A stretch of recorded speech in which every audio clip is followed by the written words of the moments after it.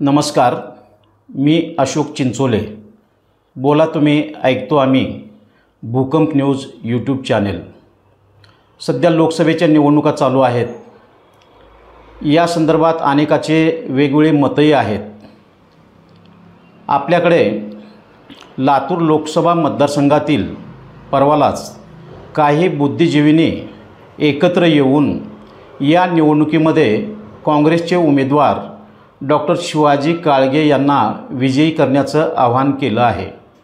का तर संविधान बचाव आणि लोकशाही बचावसाठी या शहरातील किंवा जिल्ह्यातील बुद्धिवाद्यांनी ही भूमिका घेतलेली आहे.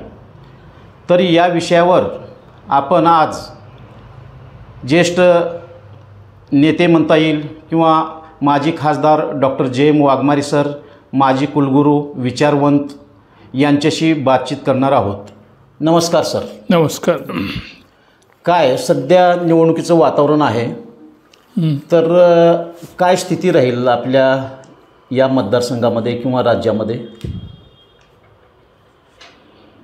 निवडणूक म्हटलं की बऱ्याच गोष्टी येतात त्यात, आणि प्रत्येक निवडणूक कुठला तरी एक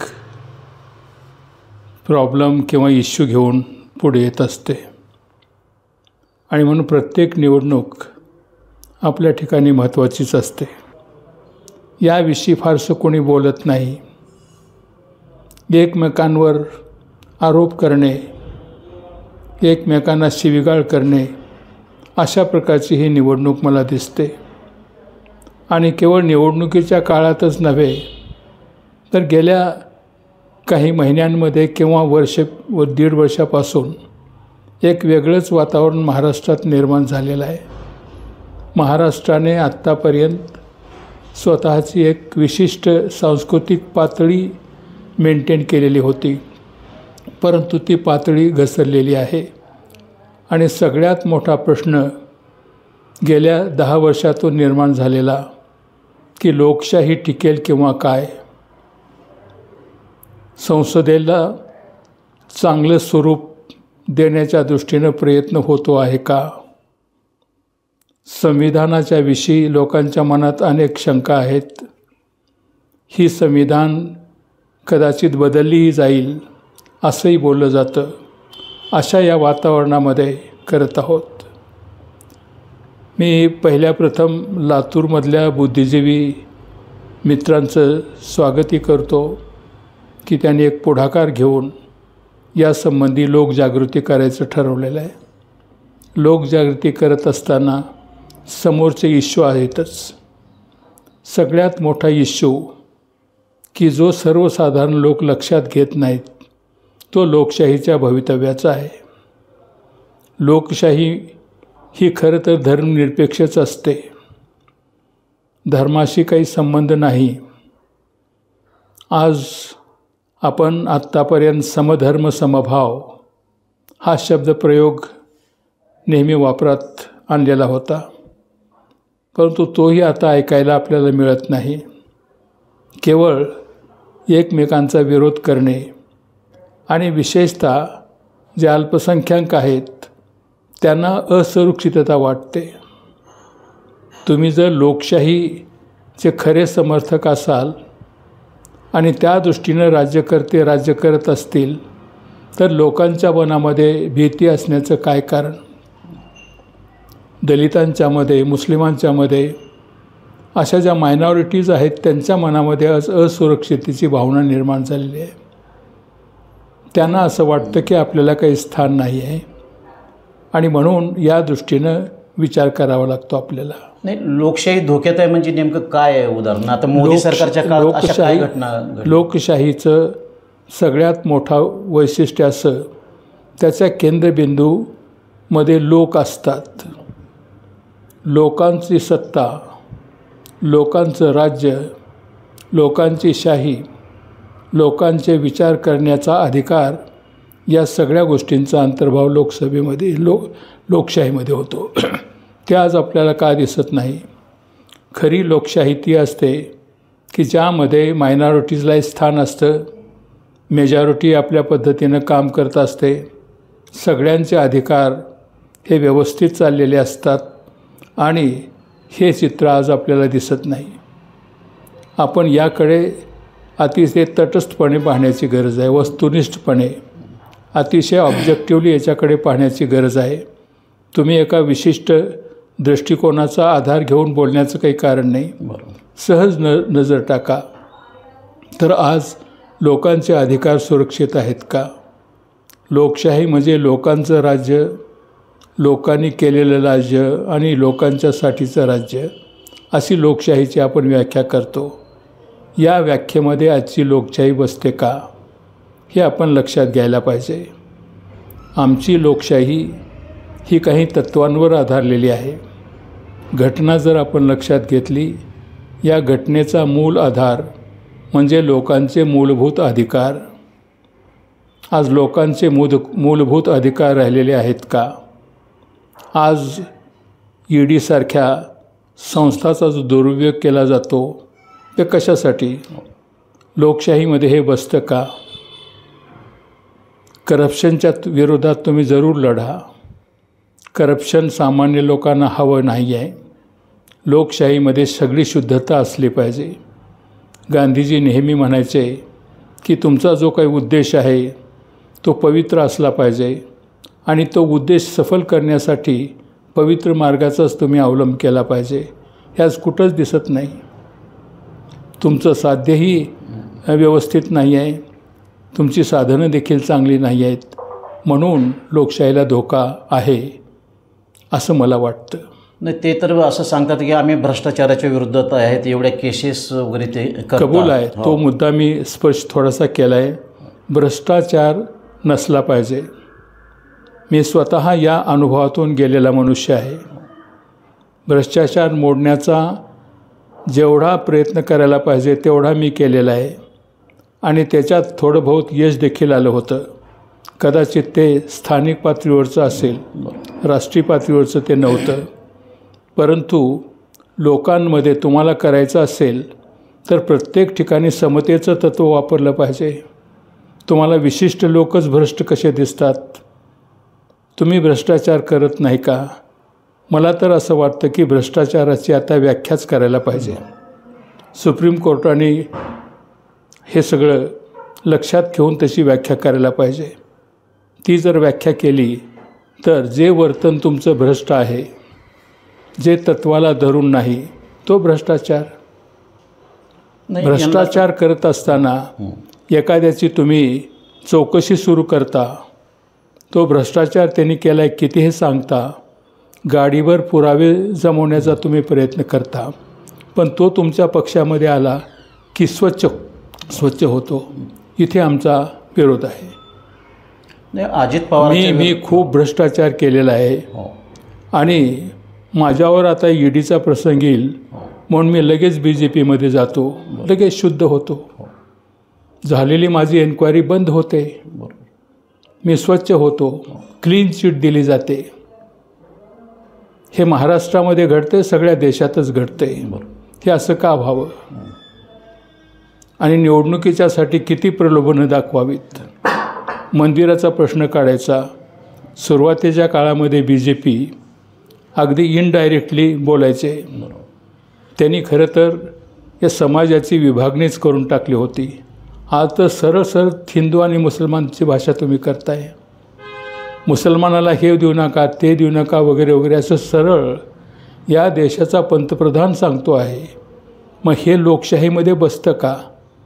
याचा पत्रकारांनी, सुशिक्षित लोकांनी, बुद्धिवाद्यांनी आणि राज्यकर्त्यांनी सगळ्यांनीच विचार करायची गरज आहे, असं माझं मत आहे. तरी असं समर्थन करणारे, आता हिंदू आहे, आता राम मंदिरही केलं, रोज लाखो लोक त्या मंदिरला भेट देतात, म्हणजे ते मतासाठी असं होतं की एवढी मोठी संख्या आहे त्यांच्या, हा कसाही जरी विचार असला तरी ते त्याचं समर्थन करतात. त्यामुळं त्यांना लोक प्रोत्साहन देतात काय मोदी यांच्या? लोकांचं काय आहे की लोक भावनेच्या आहारी जात असतात. लोक अगदी खोलात जाऊन विचार करत नाहीत, वरवरच्या भावना असतात. आणि एक गोष्ट घ्या, हा देश धार्मिक प्रवृत्तीचा देश आहे. हजारो वर्षाचे संस्कार आहेत. धर्म ही अतिशय नाजूक बाब आहे. अतिशय संवेदनशील बाब आहे. तो धागा पकडून तुम्ही प्रचार केलात तर लोक वळतात त्यांच्याकडे. परंतु हे करावं किंवा नाही हे ठरवणार कोण? हे लोक ठरवत नाहीत, हे आपण ठरवलं पाहिजे. जे नेतृत्व देतात समाजाला, मग ते कुठल्याही क्षेत्रातलं असो, सामाजिक क्षेत्रातलं नेतृत्व असो, राजकीय क्षेत्रातलं नेतृत्व, सांस्कृतिक कुठलंही असो, त्या नेतृत्वाचं हे कर्तव्य आहे की आपण या लोकांना कुठल्या मार्गाने घेऊन जायचं, त्यांच्यासमोर कुठला मार्ग ठेवायचा. उलट त्यांच्या भावनेला हात घालूनच तुम्ही साध्य करत असाल तुम्हाला जे काही साध्य करायचं आहे ते, तर त्याच्यातून चुकीचे पायंडे पडतात आणि आज ते पडलेले आहेत. याचा विचार करण्याची गरज आहे. लोकांना हे असं विचार करायला एवढी संधी देत नाहीत. लोकांना काय करतात, हे स्वस्त धान्य दुकान आहे, त्यातलं धान्य देणं आहे, मोफत धान्य साड्या देणं आहे, किंवा शेतकऱ्याला कुठलं तरी वर्षाला 6,000 रुपये वगैरे असं अनुदान देणं आहे. लोकांना असं वाटतं की मोदी आमच्यासाठी एवढं करतोय. पण तेच आपण समजावलं पाहिजे ना. हो, मोदीनं दिलेली आश्वासनं कुठली पूर्ण झालेली आहेत? ते सत्तेवर आल्या त्यांनी किंवा निवडणुकीच्या काळातच की सबका साथ, सबका विकास, सबका प्रयास ही स्लोगन दिली. याच्यामध्ये काँग्रेस दोषी नव्हती असं नाही. माझं तर असं मत आहे की काँग्रेसमुळे बऱ्याचशा चुका झाल्या आणि त्या चुकांच्यामुळेच BJP सत्तेवर आला, हेही तितकंच खरं आहे. परंतु ज्यावेळेस तुम्ही सत्तेवर असता त्यावेळेस तुमच्यावर एक फार मोठी जबाबदारी पडते. घटनेला अनुसरून लोकांचं खरं हित काय हे लक्षात ठेवून पावलं उचलणं हे महत्त्वाचं असतं. हे या आश्वासन केले. मोदींनी आश्वासन काय दिलं? वर्षाला 2 कोटी नोकऱ्या आम्ही तुम्हाला देऊ. किती नोकऱ्या दिल्या? याची गॅरंटी का दिली नाही त्यांनी? आज गॅरंटीची भाषा वापरली जाते. म्हणजे शब्दांनी लोकांना वाहवत घेऊन जायचं हा खेळ चालतो. शाब्दिक खेळामध्ये ही मंडळी अतिशय चतुर आहे आणि लोक त्यांना भुलतात. वरवरची आश्वासनं दिली जातात. लोकांनाही माहीत आहे की खरं आमचं काही करणार नाही कोणी. लोक वाहवत जातात. हे झालं. शेतकऱ्यांचं उत्पन्न आम्ही 2022 साली डबल करू, दुप्पट करू, ह्या आश्वासनाचं काय झालं? त्यावेळेस सगळ्यांनाच जे विचार करणार त्यांना लोक कसं काय डबल करणार? तुमचं इन्व्हेस्टमेंट वाढलेलं नाही. शेतीमध्ये तुम्ही जास्त, आज देखील 3-3.5% GDPच्या शेतीमधलं इन्व्हेस्टमेंट नाही आहे. एवढं इन्व्हेस्टमेंट ते न वाढवता तुम्ही डबल उत्पन्न कसं करणार? शेतकऱ्यांना ते हवं असतं, ते खोलात जात नाहीत आणि ते मिसलीड होतात. आज 2024 वर्ष आहे. काय तुम्ही शेतकऱ्याला थोडे बहुत पैसे देता, ठीक आहे, तुम्ही ते मदत करता, त्याच्यातून त्यांचे प्रश्न सुटणार आहेत का? शेतकऱ्यांच्या आत्महत्या का थांबत नाहीत? आत्महत्येला केवळ BJPलाच जबाबदार धरण्याचं काही कारण नाही. मागच्या काळात देखील होत्या. पण हे आल्यानंतर हे म्हणतात की आमची आता 3री इकॉनॉमी आहे जगातली. आम्ही आज सध्या 5व्या इकॉनॉमीवर आहोत.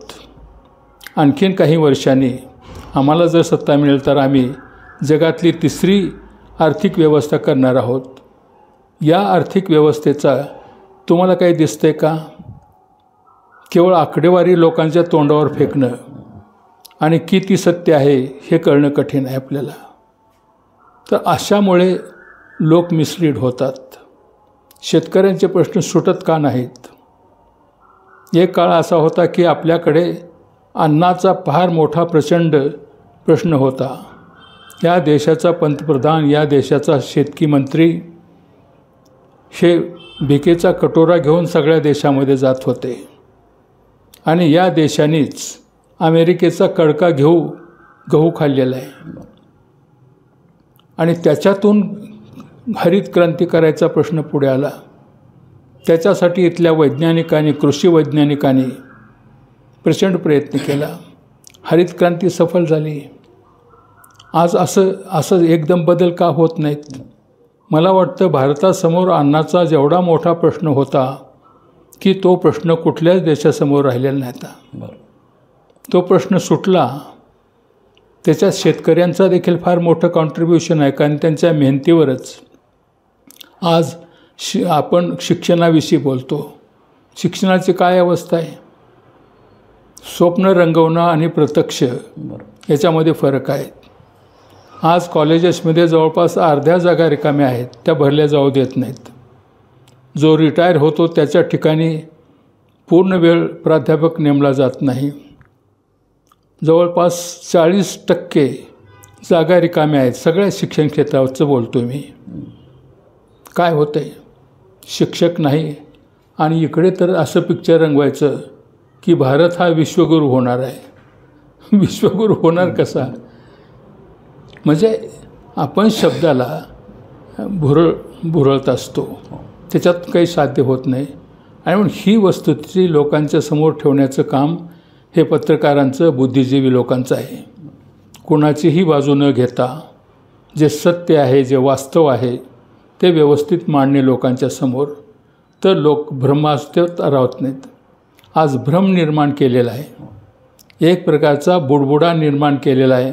तो कधी फुटेल हे कधी सांगता येत नाही, अशी परिस्थिती आहे. मोदी यांचे आतापर्यंतचं कामकाज बघितलं 10 वर्षातलं, तर यांची वाटचाल एकाधिकारशाही, हुकुमशाही याकडे आहे असं वाटते का? पक्षांतर्गत देखील लोकशाही तिथं दिसत नाही, तर यांचं हे सगळं हुकुमशाहीकडे चाललं आहे का असं वाटतंय का? असं मला वाटतं. हुकुमशाही आधुनिक काळामधल्या ज्या ज्या हुकुमशाह्या आल्या राष्ट्रामध्ये त्या लोकशाही मार्गाने आलेल्या आहेत. मी हुकुमशाह आहे असं म्हणून कधी येत नसतो. त्याला लोकांचा अनुनय करावाच लागतो. लोकांचे वरवरचे प्रश्न मांडावेच असतात आणि असं वातावरण तयार करावं लागतं की आता प्रश्न हे चुटकीसारखे सुटतील. चुटकीसारखे कोणते प्रश्न सुटणार आहेत? हिटलरने किती आमिषे दाखवली, मुसोलिनी किती आमिषे दाखवली. आज पुतीन काय करतोय? रशियामध्ये वरवरची लोकशाहीच आहे. ते निवडणुकीच्याच पद्धतीने येतात. म्हणजे आपली वाटचाल देखील रशियाच्याच तशा पद्धती चालू आहे. हे आपण लक्षात घेतलं पाहिजे. हे लक्षात घेण्यासाठी बारकाईनं अभ्यास आपल्याला करावा लागेल आणि वस्तुनिष्ठपणे त्याचं विश्लेषण करावं लागेल असं मला वाटतं. आपल्याकडे एक निवडणूक काळामध्ये अशी एक चर्चा सतत असते की घटना बदलणार आहेत हे, आणि मग विरोधक असं टीका करतात की हे घटना बदलणार आहेत म्हणून यांना मतं देऊ नका. आणि आजच मोदी लातूरलाही आले होते, ते काल महाराष्ट्रातही होते.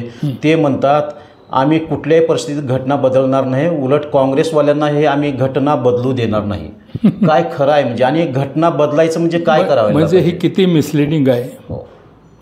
काँग्रेस पक्ष हे बोलत आहे की घटना बदलू नका, ही घटना टिकली पाहिजे, ती धर्मनिरपेक्ष आधारलेली आहे. त्यांनी आपल्या मॅनिफेस्टोमध्ये देखील हेच लिहिलेलं आहे.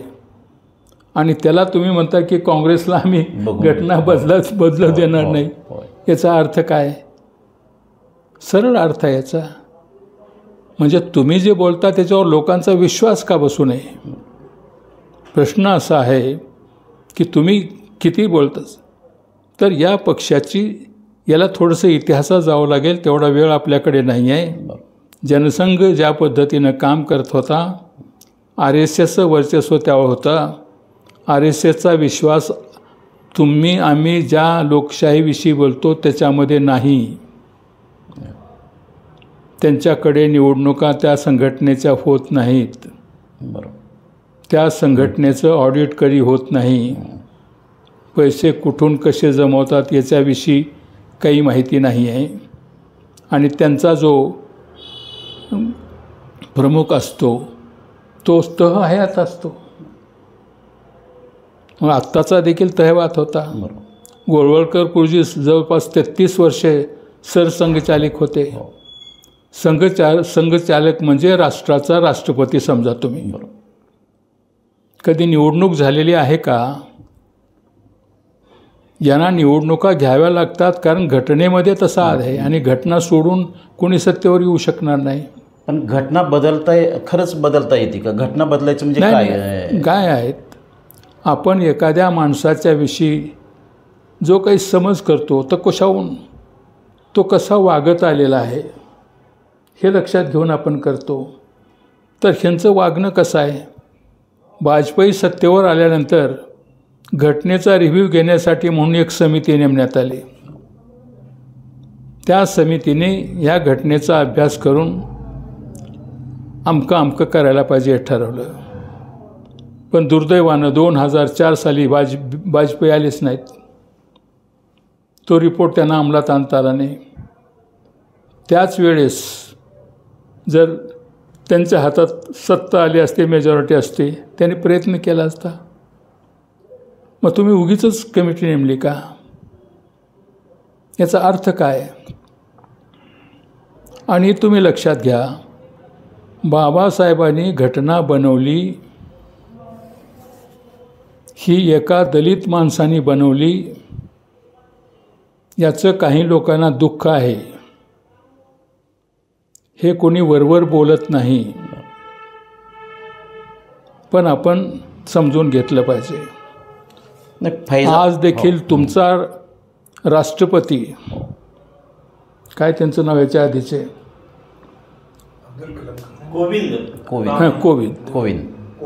कोविंद हे पुरीला गेले जगन्नाथ दर्शन घेण्यासाठी. पुजाऱ्यांनी त्यांना येऊ दिलं नाही आत. ही 2018 सालची गोष्ट आहे. म्हणजे 2018 साली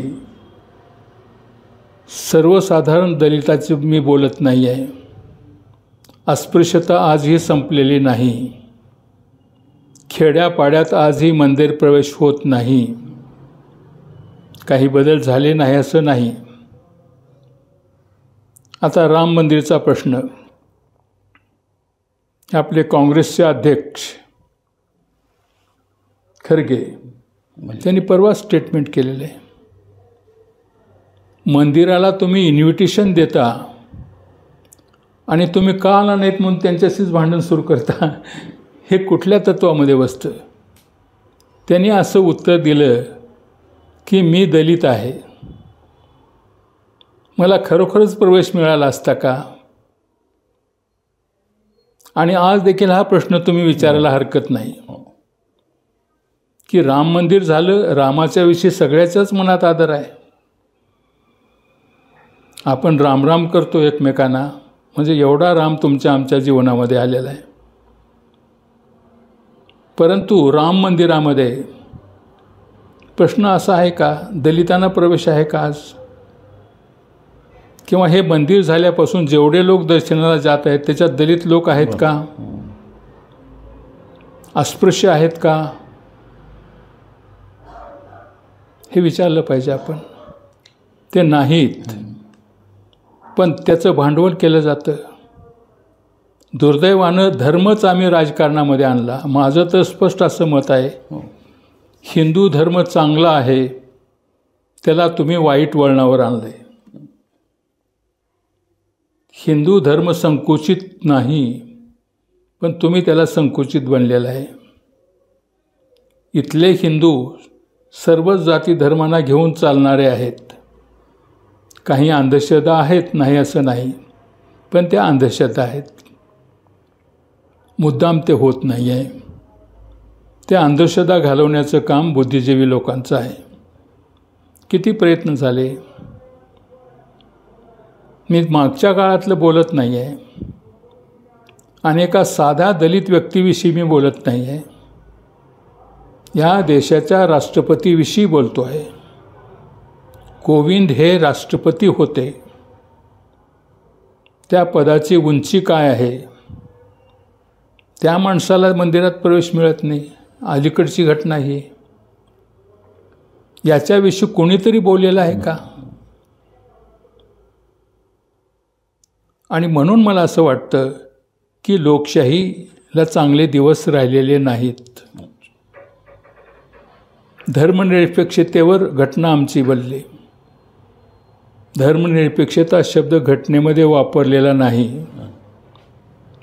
नंतर सोशलिझम अँड सेक्युलरिझम, सेक्युलरन्स अँड सोशलिस्ट हे दोन शब्द घटनेच्या दुरुस्तीतून घालण्यात आलेले आहेत. घटनेच्या कोणत्याही तरतुदीमध्ये सेक्युलर हा शब्द नाही. तरी परंतु घटनेच्या सगळ्या तरतुदी समतेवर आधारलेल्या आहेत. सेक्युलरिझम हा शब्द नाही जरी वापरला तर घटना समतेवर भर देते. स्वातंत्र्य, समता, बंधुता याच्यावर आधारलेली घटना आहे. आज तुम्ही मायनॉरिटीला लाथा मारता, हे बंधुत्व आहे का? बंधुत्व हा शब्द आंबेडकरांनी जाणीवपूर्वक घालायला सांगितला. आधीचे शब्द दोनच होते, फ्रीडम अँड इक्वॅलिटी. आंबेडकर म्हणाले नाही, बंधुत्व निर्माण केलं पाहिजे, एकमेकांच्या विषयी सद्विचार असले पाहिजेत, म्हणून तो शब्द घालण्यात आला. नाही, असं काही सर आहे का की आता हे घटना बदलणं म्हणजे आता मग ते म्हणतात की काँग्रेसच्या काळात 75 वेळा घटना दुरुस्ती झाली, आतापर्यंत घटनेमध्ये 102 105 वेळा दुरुस्ती झाली. दुरुस्ती आणि घटना स्ट्रक्चर बदलणं, त्याला माझा प्रतिप्रश्न असा आहे, काँग्रेसच्या काळात 100पेक्षा जास्त घटना दुरुस्त्या झाल्या. एका तरी घटना दुरुस्तीने सेक्युलरिझम धक्का दिला आहे का सांगा? जवळजवळ 110 अमेंडमेंट झालेले आहेत. अमेंडमेंट आजचा काळ अतिशय डायनॅमिक आहे.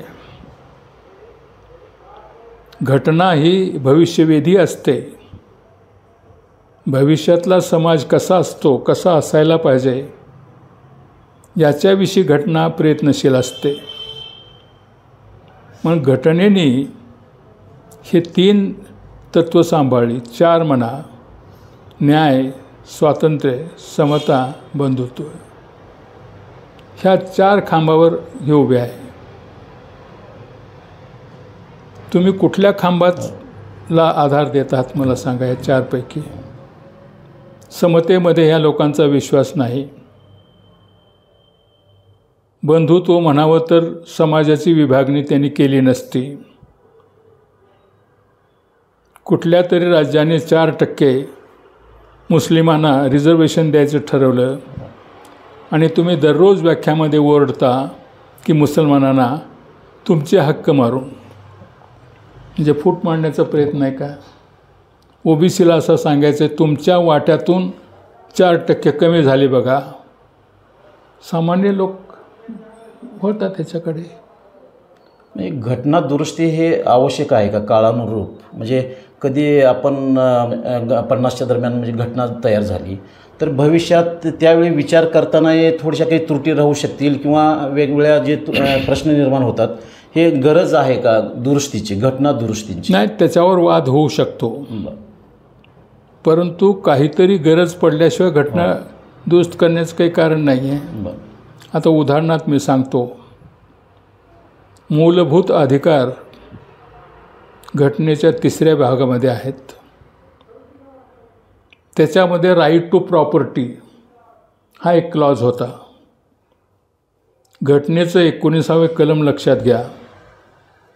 त्यामध्ये जवळजवळ 7 म्हणजे एकत्रित जमण्याचे, प्रकाशित करण्याचे, अभिव्यक्ती स्वातंत्र्य हे सगळे मिळून त्याच्यामध्ये राईट टू प्रॉपर्टी देखील होता. ज्या वेळेस ST आणि SCला रिझर्वेशन देण्याचा प्रश्न निर्माण झाला आणि रिझर्वेशन दिलं गेलं, त्यावेळेस त्याला चॅलेंज देण्यात आलं, राईट टू प्रॉपर्टी. मग तुम्ही प्रॉपर्टी अशा पद्धतीने कशी देता? म्हणून तिथं घटना अमेंड करावी लागली. नेहरूच्या काळातच घडलं हे. नेहरू हे सेक्युलरिझमचेच समर्थक होते आणि म्हणून आता मनमोहन सिंगांनी एक कमिटी नेमली होती. काय त्यांचं नाव? राजेंद्र सच्चर कमिटी.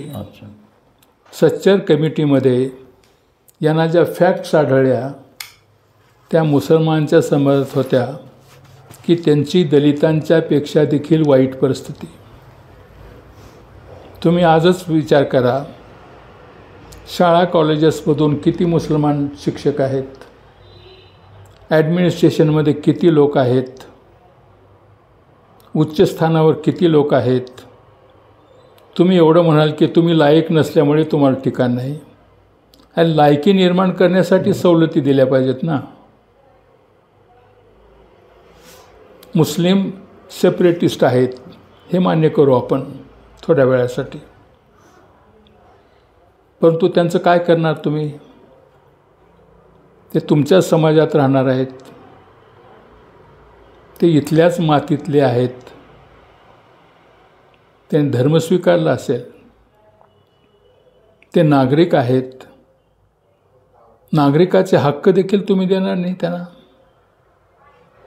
BJPच्या काळामध्ये किती मुस्लिम लोकांना तिकीट दिले यांनी? एक तरी दाखवा. म्हणजे आत्ता मोदी यांच्या नेतृत्वात लोकशाही वाचणं आणि घटना सुरक्षित राहणं म्हणजे रिस्क वाटते किंवा होईल असं वाटत नाही किंवा शंका निर्माण होते. अशाच पद्धतीनं आहे. लोकशाहीला, धर्मनिरपेक्षतेला, संविधानाला जो पोषक आहे अशाच पक्षाकडे मतदान करा आपलं सांगितलं पाहिजे. आणि या देशाचं आणखीन एक दुर्दैव तुम्हाला सांगतो, या देशामध्ये जेवढे राजकीय पक्ष आहेत तेवढे कुठल्याच देशामध्ये नव्हते नाहीत. जवळपास 2500 पक्ष आहेत आणि प्रत्येकजण उठतो. तो घटनेनं अधिकार आहे, त्याला काही नको म्हणता येत नाही. त्याला 10 मतं मिळण्याची देखील त्याला स्वतःला शाश्वती नसते, परंतु फॉर्म भरतो. आणि म्हणून हेही सांगितलं पाहिजे की लोकशाही वाचवण्यासाठी, धर्मनिरपेक्ष राज्य टिकवण्यासाठी, घटनेचं संरक्षण करण्यासाठी आज कुठला पक्ष समर्थ आहे विरोधकांच्यामध्ये? मला वाटतं हे आघाडीच त्याच्यासाठी आहे. आघाडीमधल्या कुठल्याही घटकाचा कॅन्डिडेट असेल त्याला पाठिंबा देणं आवश्यक आहे. जे काही होईल ते होईल, पण लढाई चालू ठेवली पाहिजे. लातूर लोकसभा मतदारसंघासाठी आपण बुद्धिवाद्यांची एक बैठक झाली आणि त्यात एक पत्रकही प्रसिद्ध केलं. त्यात प्रामुख्यानं आपलं पहिलं नाव आहे, नाकाडे सरांचं नाव आहे, घोडके आहेत, भिंगे सर आहेत, बाकी इतरही आहेत. हे अशी बैठक झाली काय? आणि लातूरमध्ये शिवाजी काळगे यांना मतदान करण्याचं आवाहन केलं आहे काय? केलं आहे. लातूर लोकसभा मतदारसंघातील काही बुद्धिवाद्यांनी एक बैठक घेऊन या मतदारसंघातील काँग्रेसचे उमेदवार डॉक्टर शिवाजी बंडप्पा काळगे यांना विजयी करण्याचे आवाहन केले आहे. त्यासाठी कारणही तसंच आहे. सध्या देशातील लोकशाहीला आणि संविधानाला या सरकारपासून धोका आहे असा त्यांचा दावा आहे. या संदर्भात आम्ही महाराष्ट्रातील एक ज्येष्ठ विचारवंत, माजी कुलगुरू, माजी खासदार डॉक्टर JM वाघमारे यांची मुलाखत आत्ता आपण घेतली. त्यात त्यांनी सविस्तरपणे संविधानाला कसा धोका आहे, लोकशाहीला कसा धोका आहे या सरकारपासून हे प्रस्तुत केलं आहे. मतदारांनो, हे ऐकाच, विचार करा, मतदान करा. पण आमचं बोला तुम्ही ऐकतो आम्ही भूकंप न्यूज यूट्यूब चॅनेलच्या वतीने आव्हान आहे, तुम्ही येत्या 7 मे रोजीच्या मतदानाला मतदान करण्यासाठी बाहेर पडा.